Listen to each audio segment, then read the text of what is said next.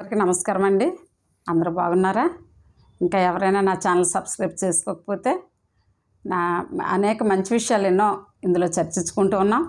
అందరికీ ఉపయోగపడే విధమైన చక్కటి ప్రయోజనకరమైన వీడియోలు చేస్తున్నాను. కాబట్టి అందరూ కూడా నా ఛానల్ సబ్స్క్రైబ్ చేసుకొని, ఇంకా ఎవరైనా ఒకవేళ చేసుకోకపోతే ఛానల్ సబ్స్క్రైబ్ చేసుకోండి.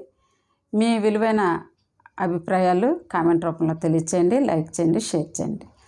అయితే ఈరోజు వీడియో ఏంటంటే, మన దేశంలో ఆర్టిఫిషియల్ ఇంటెలిజెన్స్ టీచర్ మొట్టమొదట టీచర్ పాఠాలు చెప్తూ ఉన్నారు.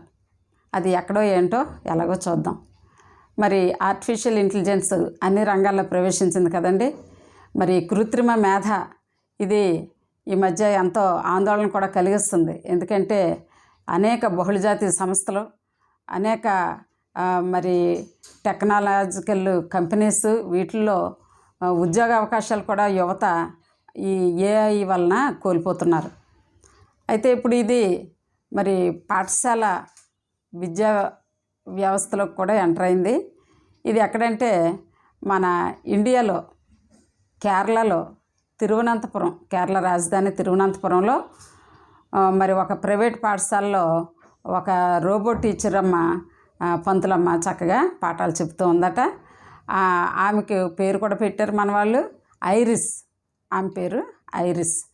అయితే ఈమె చక్కగా పాఠాలు చెప్పడమే కాకుండా విద్యార్థులు అడిగిన డౌట్స్ అన్నీ కూడా ఓపికగా ఆ సందేహాలన్నీ కూడా నివృత్తి చేస్తుందట.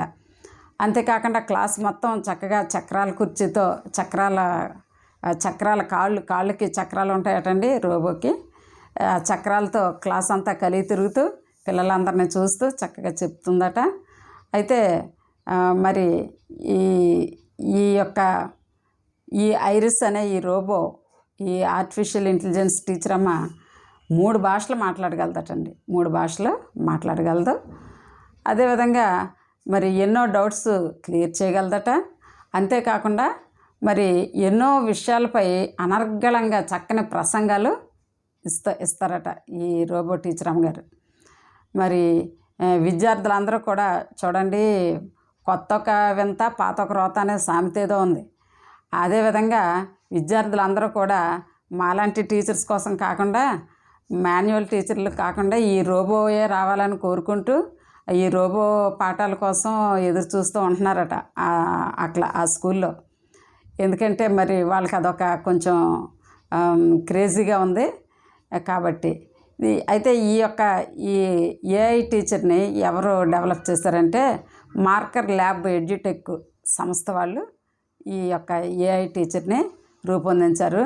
అయితే మరి మీ యొక్క అభిప్రాయం ఏంటండి? ఎందుకంటే విద్యా సంస్థల్లో ఒక గురువు స్థానాన్ని నేనైతే అంటాను, ఏ మిషన్ కూడా, ఏ యంత్రం కూడా ఒక గురువు స్థానాన్ని రీప్లేస్ చేయలేదండి. ఎందుకంటే ఇది ఒక విద్యార్థి తాలూకా సంపూర్ణ మూర్తిమత్వ వికాసానికి గురువు తోడ్పడతాడు. గురువు అనేవాడు విద్యార్థికి ఒక చక్కని గైడ్గాను, మార్గదర్శిగాను, అవసరమైనప్పుడు తల్లిగాను, ఇంకా అవసరమైనప్పుడు తండ్రిగాను ఉంటాడు. అదేవిధంగా ఒక శిక్షకుడిగా ఉంటాడు. ఎన్నో రోల్స్ ఒక టీచరు తరగతి గదిలో ఎన్నో పాత్రలు పోషిస్తాడు. మరి ఒక రోబో ఈ టీచర్కి ప్రత్యామ్నాయం కాగలదని మీరు అనుకుంటున్నారా? అదేవిధంగా మరి ఒక నైతిక విలువలు బోధించడం లేదు. ఇప్పుడు 2 పిల్లలు ఎక్కువగా మేము తరగతి గదిలో ఏంటంటే ఫేస్ చేస్తాం, ఒకరి మీద ఒకరు ఎక్కువ కంప్లైంట్స్ ఇచ్చుకుంటారండి, ఒకరినొకరు కొంచెం కొట్టుకుంటారు చిన్నపిల్లలు అయితే. ఇంకా కాబట్టి ఇలాంటి టైంలో ఎలా సాల్వ్ చేస్తుందని నేనైతే ఆలోచిస్తున్నాను. మీకేమైనా తెలిస్తే చెప్పండి. మరి అంతేకాకుండా ఈ విద్యారంగంలోకి ఈ ఆర్టిఫిషియల్ ఇంటెలిజెన్సీ అనేది అంటే కొంతవరకు కొంతమేర పర్వాలేదు, కానీ క్లాస్ రూమ్లో రోబో టీచర్స్ మరి ఎంతవరకు మీరైతే సమర్థిస్తారు, ఆ విషయం కూడా తెలియచేయండి. మరి ఏదేమైనా టెక్నాలజీ విషయంలో మన దేశం ఎంతో ముందుకు వెళ్తూ ఉంది. అది చాలా సంతోషం. కేరళలో తిరువనంతపురం పాఠశాలలో మన దేశానికి మొట్టమొదట రోబో టీచర్, ఆమె పేరు ఐరిస్ అన్నమాట. అయితే ఈమె చక్కగా పాఠాలు చెప్తుందని మరి అనేక మంది చక్కగా వింటున్నారు ఆ పాఠాలు అని తెలియచేస్తూ మీకు ఈ వీడియోని ఇంతటితో ముగిస్తున్నాను. Thank you.